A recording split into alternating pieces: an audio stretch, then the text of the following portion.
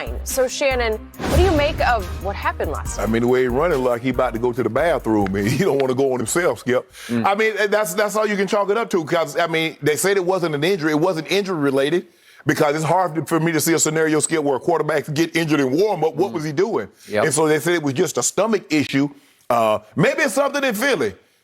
You know, Joel Embiid suffered from that, so I think it's a Philly thing, Skip. Maybe it's the cheesesteaks or something going on. But that's all I can skip. I don't think it's Jalen Hurts has started before. Jalen Hurts is starting in the league. Jalen Hurts has played in big games at Alabama, has played in big games at Oklahoma. So I don't think the moment got too big and all of a sudden he got queasy at the stomach. I don't think that. I just think maybe he ate something and it didn't agree with him. And you know, this is where we are. It happens sometimes. I can't recall. I've had some defensive linemen that had some stomach issue. Offensive linemen, you know, they go to the bathroom, throw up, and like, oh. You know, you hear that sound, then all of a sudden you start to want to throw, like, you gotta close your ears. Yeah. But I've never had a quarterback to have stomach issues and have to leave the game or have to get medicine or something like that. Had some guys that have to take Imodium because, you know, the stomach is uneven. Oh, Mark's the rep.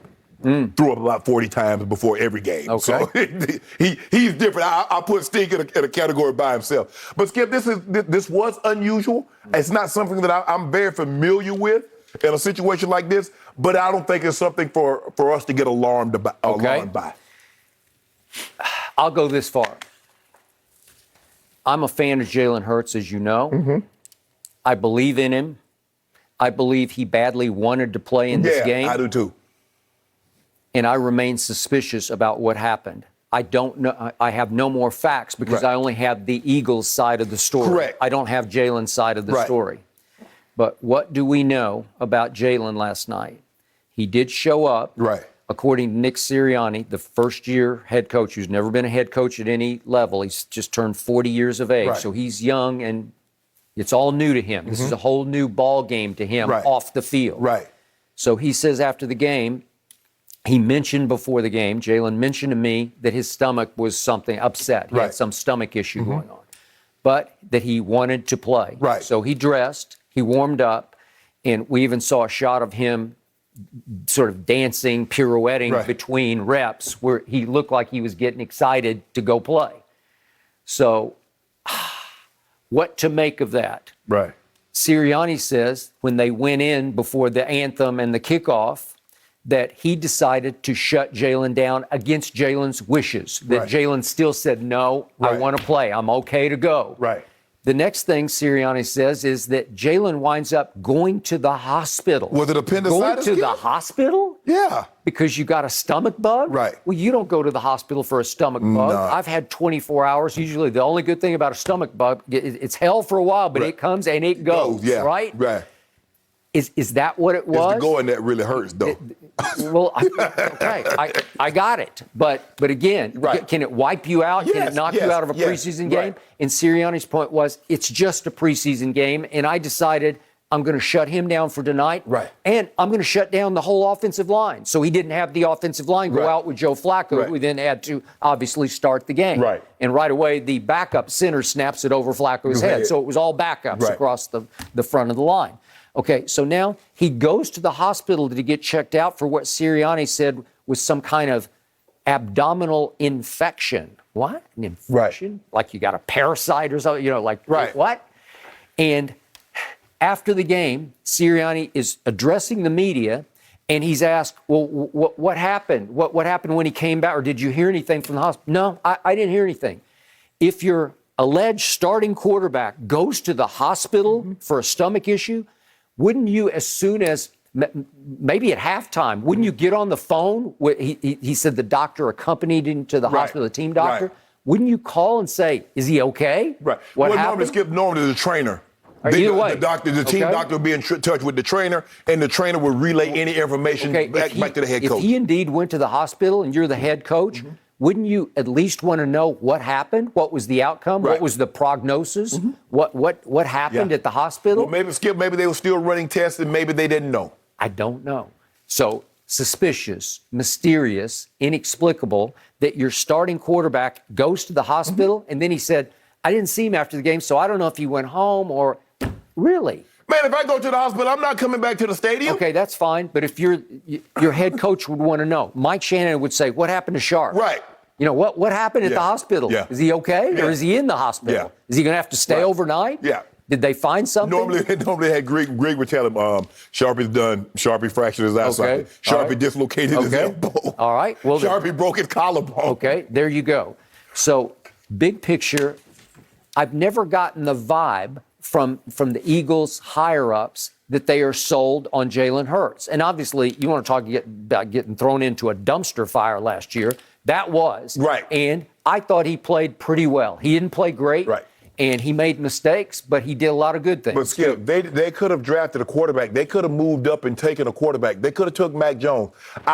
Look, do I believe that like they're all in? Like there's a quarterback available. If there's, they don't play well this year and they're up there and one of these quarterbacks available, do I believe they'll take one? Absolutely. I believe they'll take the Rattler kid or the Sam Howell, the kid from North Carolina. Mm-hmm. He's supposed to be a very high draft pick. Mm-hmm. So, yes, I believe that. But they did give Jalen Hurts at least 1 year to show them that I'm your guy for your future and your quarterback and the quarterback position. The team is in good hands with me.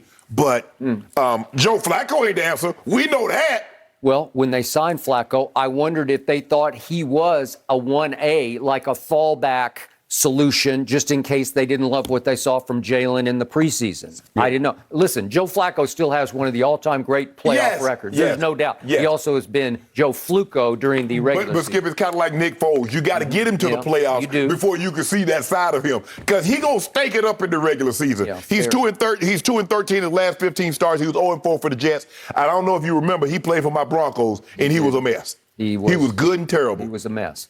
So what I always wonder about the Eagles, and obviously I'm not an Eagles fan because I'm a Cowboys fan, and they got wiped out last night. It's not very often, Skip, you see somebody get beat 35-0 in a preseason game. It should have been worse than that, because the field goal kicker from, I think he was trying to get cut. Well, he's done. He's gone. He should have just not even gotten on the bus. I mean, the PAT, that's the third PAT he's missed in the field, and they weren't even close, Skip. No, I do agree. So, in the end, I look at this young staff, and it's by far the youngest coaching staff in the league, because Sirianni just turned 40, and his offensive coordinator, his offensive coordinator is 36, and his defensive coordinator is 38, and his special teams coach, Michael Clay, is all of 29 years of age. So I ain't heard of not one of them guys. Then you have, they have no experience at a high level, right? Not one. Okay. So Howie Roseman's obviously GM, but I'm going to go up one level higher to Jeffrey Lurie, the owner.